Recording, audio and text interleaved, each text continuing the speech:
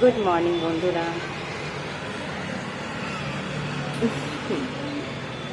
শুভ সকাল। Welcome to my channel Bengali home maker Shrabani. আজকে শনিবার, আর আজকে আমি একদম ঠিক আছি। ইভেন কালকেও আমি ঠিকই ছিলাম, কিন্তু একটু রেস্ট নিলাম, তাই জন্য আর ভিডিও কালকে করিনি। দাঁতে ব্যথাও সেরকম কোনো বদার করেনি, আমার সব ঠিক আছে। তো তোমরা কেমন আছো বলো, আর আমার চ্যানেলে তোমাদের সবাইকে স্বাগত জানাই। চলো দিনটাকে তোমাদেরকে নিয়ে শুরু করি। সকালে এক বোতল জল খাওয়ার পরেও এক গ্লাস উষ্ণ জলে চুমুক দেওয়া হবে ফর মাই গাট হেলথ। আমি তো বলবো সবাইকে এই জিনিসটা ফলো করা বেটার।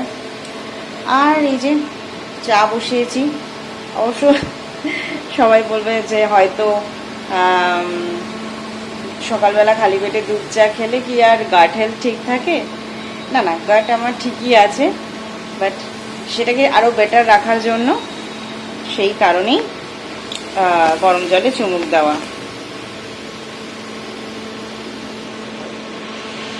চলো গরম চায়ে একটু চুমুক দিয়ে নিই। আমি আর একা একা কেন চা খাবো, তোমাদের সাথে একটু শেয়ার করি। বাই দ্য ওয়ে, চায়ে এটা আমার মাস্ট, কী বলে, দুটো ব্রিটানিয়া বিস্কিট। ও মাঝে মাঝে ব্রিটানিয়া বিস্কিট না থাকলে মিষ্টি বিস্কিট দিয়ে খাই ঠিকই, বাট ভালো লাগে না। এটা আমার কাছে একদম সব সময়ের জন্য ফেভারিট। আর চায়ে নিজের গিল্টি ফিল কমানোর জন্য চিনি সকালবেলা দিই না, তো সন্ধেবেলা চায়ে দিই। এখন দিই হচ্ছে জাগরি পাউডার। জানি না সেটা হেলদি অপশান না unhealthy option, literally I don't know, but ওই জাস্ট নিজের মনকে তাসাল্লি দেওয়া হয়, এই যা। ঠিক আছে, চলো চাটা ফিনিশ করে নিই।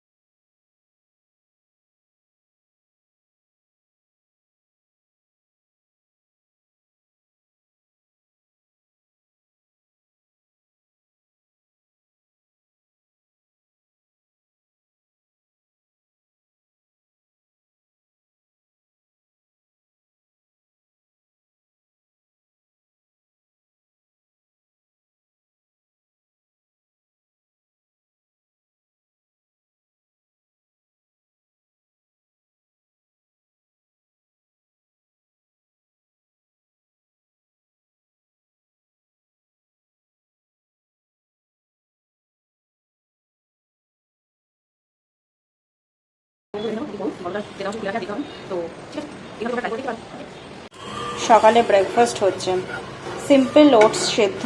ওটসটাকে হালকা একটু শুকনো ফ্রাই প্যানে হালকা একটু গরম করে নিতে পারো, বলতে পারো, বা মানে একদম ড্রাই রোস্ট একটু করে নিলাম। তারপরে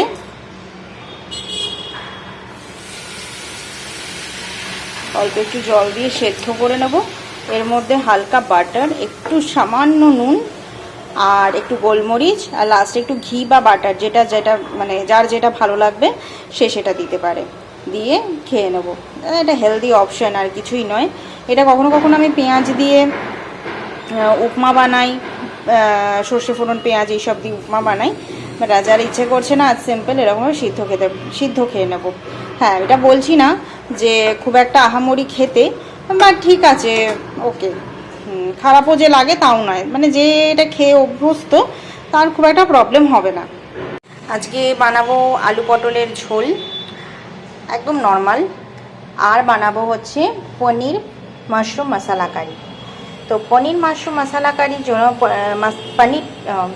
পনির নয়, মাশরুমটা সেই বাজার থেকে এনে সেই টিস্যু পেপার দিয়ে একটা কোটোতে, তোমাদের যেমন বলেছিলাম এয়ারটাইট কোটো, আমার এই কোটোটা খুব যে এয়ারটাইট না, এটা জাস্ট প্লাস্টিকের টিফিন কোটো। তো সে নর্মাল ফ্রিজে রেখেছিলাম, কেমন আছে আজকে সেটাই দেখব।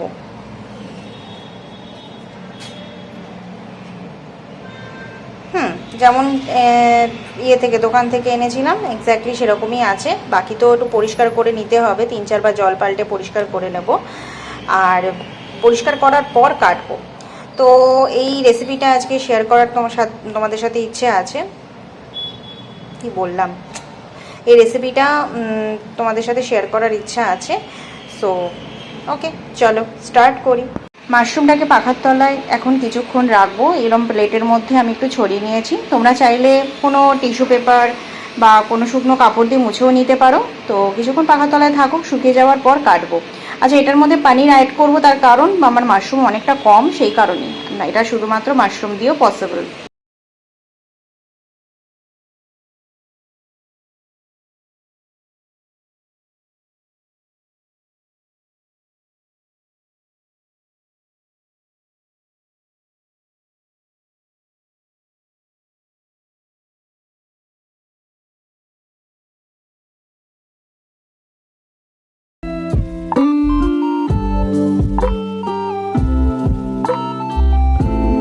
পনির মাশরুম মশলা কারিতে তোমার পেঁয়াজ কুচি দেব, টমেটোটা বেটে নেব, মানে এই মিক্সি মেশিনে পেস্ট বানিয়ে নেব, তাই জন্য টমেটোটা রাফলি চপ করে রেখেছি, আর পেঁয়াজটাকে কুচিয়ে রেখেছি। এর সাথে দুটো কাঁচা লঙ্কাও কুচিয়ে দেব, এছাড়া কাঁচা লঙ্কা বাটা দেব। আর এটা হচ্ছে কাজু বাদাম বাটা। কাজু বাদাম বাটাটা একটু জল দিয়ে প্রথমে বেটে নিয়েছি, তারপর আরেকটু জল মিশিয়ে ভালো করে ব্লেন্ড করে নিয়েছি। মাশরুমগুলোকে এইভাবে টুকরো টুকরো করে কেটে নিলাম। বড়গুলোকে মোটামুটি 4 ভাগ করেছি, ছোটোগুলোকেও আমি 4 ভাগই করেছি। তোমাদের যদি মনে হয় তোমরা ছোটোগুলোকে 2 ভাগ করতে পারো, কোনো ব্যাপার না। পানিটাকে এভাবে ছোটো ছোটো কিউব কাট করে রেখেছি, একদম ছোটো ছোটো। তোমরা চাইলে এর থেকে একটু বড়ও কাট করতে পারো, সেটা তোমাদের ব্যাপার, কোনো অসুবিধা নেই। মাশরুমটার মধ্যে হলুদ গুঁড়ো, লঙ্কা গুঁড়ো মেনলি আমি ঝাল লঙ্কা গুঁড়ো খুবই সামান্য, কিন্তু কাশ্মীরি লঙ্কার গুঁড়ো মেন দিয়েছি, লবণ, আর এই যে শাহি গরম মশলা। এটা শাহি গরম মশলা যে কোনো একটা হলেই হলো। এই সব কিছু একসাথে দিয়ে মাশরুমটাকে ম্যারিনেট করে রাখলাম। ম্যারিনেশনটা ঠিক রান্নার আগে, মানে কড়াইটা গ্যাসে চাপাবো, তারপরে ম্যারিনেশনটা করবো, না হলে কিন্তু মাশরুম থেকে প্রচুর জল ছাড়বে। আচ্ছা, একটা কথা বলে রাখি, এই রান্নাটা আমি অতনু রান্নাঘর থেকে শিখেছি। ওনার থেকে আমি অনেক রান্না শিখি, তো তাই তোমাদের সাথে শেয়ার করছি। তোমরা অতনু রান্নাঘর ইউটিউবে ফলো করতে পারো। তো আর আমার মনে হয় অনেকে ফলোও করো। উনি ভীষণ ভালো ভালো রান্না দেখান এবং খুব সুন্দর প্রসেসে দেখান।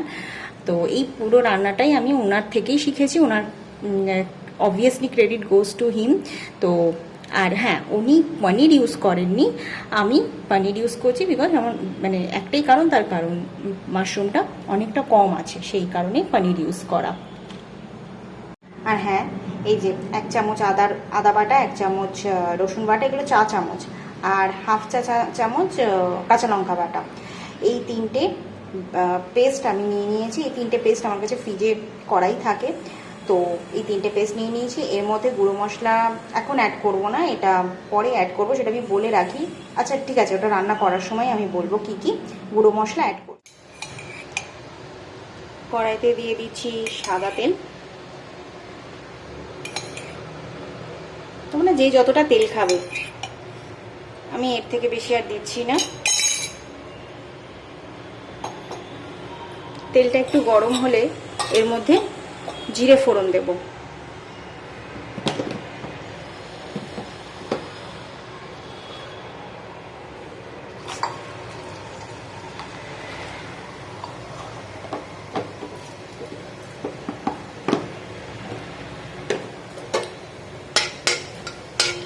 জিরেটা একটু ভাজা ভাজা হয়ে গেলে এর মধ্যে দেব পেঁয়াজ কুচি।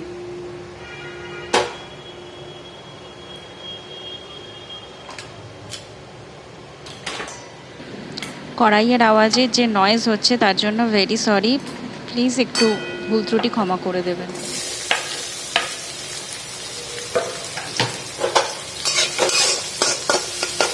পেঁয়াজ কুচিটা যাতে তাড়াতাড়ি নরম হয়ে যায় সেই কারণে দেব লবণ। আচ্ছা, আমি কখনো হয়তো নুন বলতে পারি, কখনো লবণ বলতে পারি, বেশিরভাগ লবণই বলি। গ্যাসটাকে একটু বাড়িয়ে নিয়ে পেঁয়াজটাকে একটু ভাজা ভাজা করব। পেঁয়াজটা নরম হয়ে যাওয়ার পর তারপর আদা রসুন কাঁচা লঙ্কা বাটা, তার আগে দেব হচ্ছে শুকনো লঙ্কা ফোড়ন। শুকনো লঙ্কা নয়, কাঁচা লঙ্কা কুচি অ্যাড করব। পেঁয়াজটা ভাজার টাইমে শুকনো লঙ্কাগুলো দিয়ে দিলাম, শুকনো লঙ্কা কুচি, একটা দারুণ ফ্লেভার আসে। আদা রসুন কাঁচা লঙ্কা বাটার সাথে আমি 3 রকম মশলা মিশিয়ে নিয়েছি। হলুদ গুঁড়ো, 3 রকম না, সরি ভুল বললাম, 4 রকম। হলুদ গুঁড়ো, কাশ্মীরি লঙ্কার গুঁড়ো, ধনে গুঁড়ো, গোলমরিচ গুঁড়ো আর ঝাল লঙ্কার গুঁড়ো আপনাদের ইচ্ছে মতন দিতে পারেন, নাও দিতে পারেন। তো এই 3টেকে একটু জল মিশিয়ে আমি একসাথে পেঁয়াজ ভাজার মধ্যে দিয়ে দেব। মশলার পেস্টটাতে জল মিশিয়ে পেঁয়াজ ভাজা কাঁচা লঙ্কার যে ভাজছিলাম তার মধ্যে অ্যাড করে দিলাম। এবার মশলাটাকে ভালো করে কষিয়ে নেব। তো সেই জন্য একটু জল মিশিয়ে দিলে চটচড়ে পুড়েও যাবে না আর মশলা তেতো হয়ে যাবে না। এবার এটা লো ফ্লেমে ফ্রাই করতে থাকবো মশলাটাকে যতক্ষণ না তেল না ছাড়ে। তেল ছেড়ে আসলে এর মধ্যে টমেটো বাটার পেস্ট দেব আর তারপর দেব হচ্ছে কাজু বাদাম পেস্ট। তো রান্নাটা করতে থাকি, তোমরাও দেখতে থাকো। মোটামুটি বুঝে গেছো, বাকিটা প্রসেস দেখলেই বুঝতে পেরে যাবে। আমি না মাশরুমের মধ্যে একটা ইম্পর্টেন্ট জিনিস দিতে ভুলে গেছি, সেটা হচ্ছে মেল্টেড বাটার। তো হঠাৎ মনে পড়লো, তো আমি তো বললামই মাশরুমটা তোমার রান্নার বসিয়ে ম্যারিনেট করতে, তো অসুবিধা নেই, ফ্লেভারটা ঢুকলেই হলো। তো একটু মেল্টেড বাটার দিয়ে দিলাম। মেল্টেড বাটারটা দিয়ে মাশরুমটাকে আর একবার একটু ম্যারিনেট করে রেখে দিলাম, তাতে কোনো প্রবলেম হবে না। এর মধ্যে অবশ্য সাদা তেলও দিতে পারো, কিন্তু আমার মনে হয় মেল্টেড বাটারের ফ্লেভারটা খুব ভালো যাবে। মশলাটা কষে যাওয়ার পর আমি টমেটো বাটা পেস্টটা দিয়েছি। টমেটো বাটা পেস্টটা দেওয়ার সময় ভিডিওটা অন করতে ভুলে গেছি, তো টমেটো বাটা পেস্টটা দিয়েছি। এবার টমেটো বাটা পেস্টটা কাঁচা গন্ধ কেটে গেলে এবং ভালো করে কষা হয়ে গেলে তারপর দেব কাজু বাদাম পেস্ট। টমেটো বাটাটা কষানোর সময় একটু লবণ দিয়ে দিও, তাহলে খুব তাড়াতাড়ি টমেটো বাটা পেস্টটা নরম হয়ে যাবে, কাঁচা গন্ধটাও তাড়াতাড়ি কেটে যাবে আর ভালো কষে যাবে। বেসিক্যালি লবণটা দেওয়ার কারণ হচ্ছে টমেটোর ভিতর থেকে জলটাও বেরিয়ে যাবে এবং টমেটোটা তাড়াতাড়ি নরম হয়ে যাবে।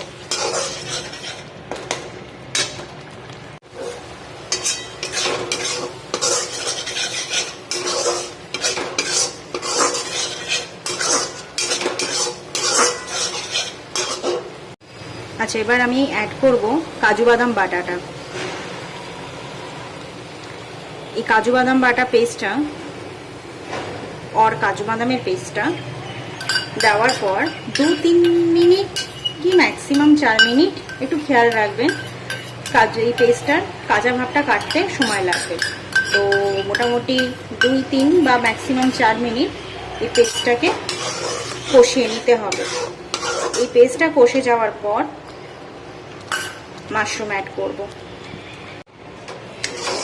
আচ্ছা, কাজু বাদাম পেস্টটা কষা হয়ে গেছে। এর মধ্যে আমি দেবো এবার পনিরের কিউবগুলো। আচ্ছা, আমি পনির কাঁচা অবস্থাতেই ইউজ করি, আমি ভাজা অবস্থায় ইউজ করি না। কিছু কিছু পনির আছে, বিশেষ করে যেগুলো লোকাল শপের, সেইগুলো কখনো কখনো ভেজে দিই। কিন্তু এছাড়া আমুলের মালাই পনির যেটা, দাঁড়াও তোমাদের দেখাচ্ছি, প্যাকেটটা আমি এখনও ফেলিনি, এই পনিরের প্যাকেটটা। তো এই পনিরটা আমি ডাইরেক্ট যখন মশলাটা কষে যায় তখন আমি পনিরের কিউবগুলো দিই, হালকা হাতে মশলার সাথে একটুখানি কষিয়ে নিই, ফ্রাই করে নিই, যেটা বলবে। তো তাতেই আমার বেশ মানে এই পনিরটা অন্তত কোনো কাঁচা গন্ধ নেই, বরং এই পনিরটা ভাজার পর খুব একটা ভালো লাগে না, এটা কাঁচা অবস্থায় ইউজ করলেই বেশি ভালো লাগে।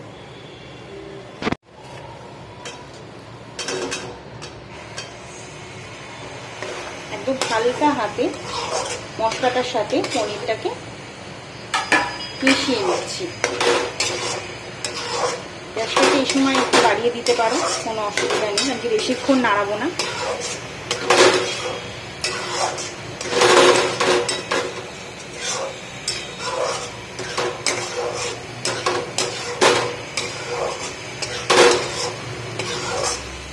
কড়াইয়ের আওয়াজটাতে কিছু মনে করো না, কড়াইটা আসলে সাঁড়াশি দিয়ে ধরলে না ভিডিওটা, না ঠিক আছে, খুব একটা ভিডিওটা ডিস্টার্ব হচ্ছে না, সেই কারণে সাঁড়াশি দিয়ে এতক্ষণ ধরছিলাম না। এক হাত দিয়ে না ধরলে সাঁড়াশি দিয়ে তো কড়াইটা, তাও দেখো না নড়ে। আমার একটু এরকম রান্না করতে গেলে কড়াই টড়াই একটু লাফায়, কিছু মনে করো না। যাই হোক, মোটামুটি মশলাটার সাথে পনিরটাকে একটু ভাজা ভাজা করে নিয়েছি, মশলাও কষে গেছে, দেখছো কড়াইয়ের সাথে মশলা লেগে যাচ্ছে। এইবারে দেবো এর মধ্যে জল, তোমরা গরম জল দিতে পারো, বাট এখন গরম জল দিতে হবে কোনো ব্যাপার নেই, রুম টেম্পারেচার জল দিলেও চলবে। তখন গ্যাসটাকে একটু হাই ফ্লেম করে নাও।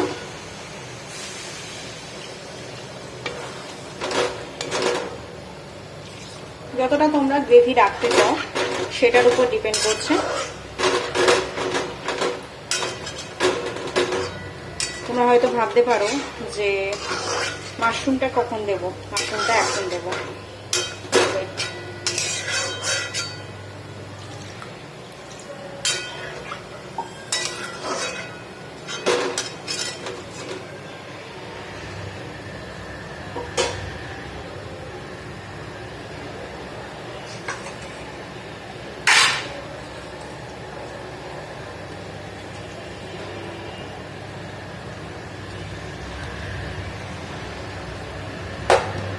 দরকার পড়লে মাশরুমটা এখন এই গ্রেভিতে কুক হোক, যদি পরে দরকার পড়ে আর একটু জল মিশিয়ে কুক হতে দিতে পারি, চিন্তা করো না, এটাতে কোনো কাঁচা গন্ধ থাকবে না।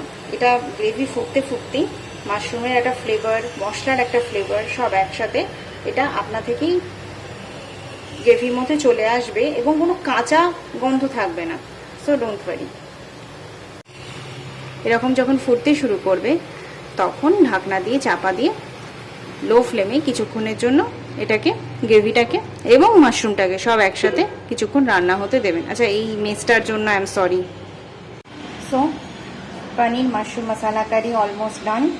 একটু লবণ টেস্ট করে দেখবেন যে একটু লবণ লাগবে কিনা, একটু লবণ আর একটু মিষ্টি, সামান্য মিষ্টি মানে সামান্য চিনি দিলাম। আর লাস্টে অ্যাড করব এই কসুরি মেথি, ড্রাই কসুরি মেথি।